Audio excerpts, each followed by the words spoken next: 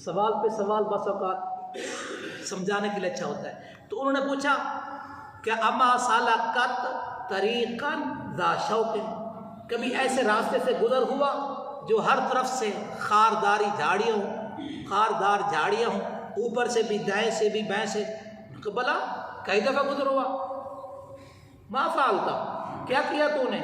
कहा वशम्मर तो वजतहत तो, मैंने अपने कपड़ों को, अपने दामनों को हाँ जी इकट्ठा किया और उससे गुजर गया कि ताकि ये कपड़े मेरे इन कांटों से उलझ कर फट ना जाएं, कोई जिस्म को, कपड़ों को तकलीफ़ ना हो।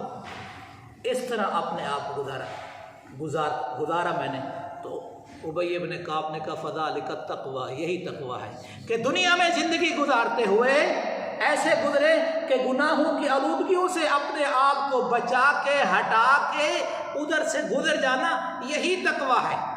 तक़वे का माना है बचना, मुश्किल नहीं है। और सारी इबादत का अगर मैं कह दूँ हाँ जी, तो उसका लुब्बे लुबाब, खुलासा, नचोड़ तक़वे पे आप ख़त्म होता है।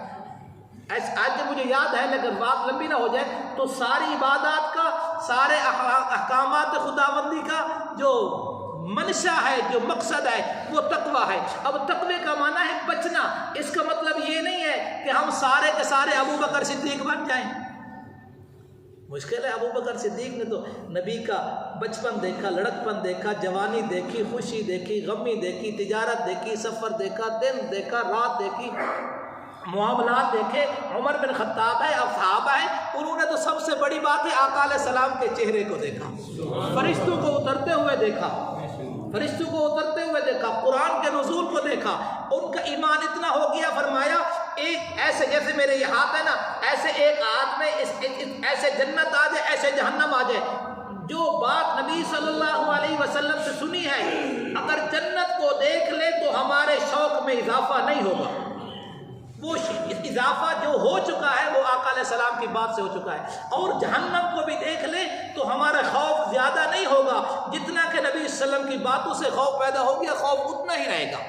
उन्होंने तो सब कुछ देखा और हम हैं बहुत दूर के नबी सल्लल्लाहु अलैहि वसल्लम के। तो फरमाया अपने आप को बचाना, जितना हो सके बचाना, जितना हो सके परहेजगारी अख्तियार करना।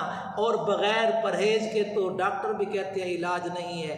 बग़ैर परहेज़ के वो नए कारोबार हो ना, वो भी बच्चों कहते थोड़ी एहतियात करो, ज़रा कारोबार ज़रा खड़ा हो जाए, थोड़ी एहतियात। इसी एहतियात का नाम शरीयत ने तक़वा रखा है। तो अल्लाह तबारक व तआला आपको तक़वे वाली दौलत कामिल और अकमल नसीब फरमाए और आपके अहलो अयाल को भी तक़वे वाली दौलत से माला माल फरमाए। अल्लाह ताला आपको और आपके बीमारों को सेहत अता फरमाए।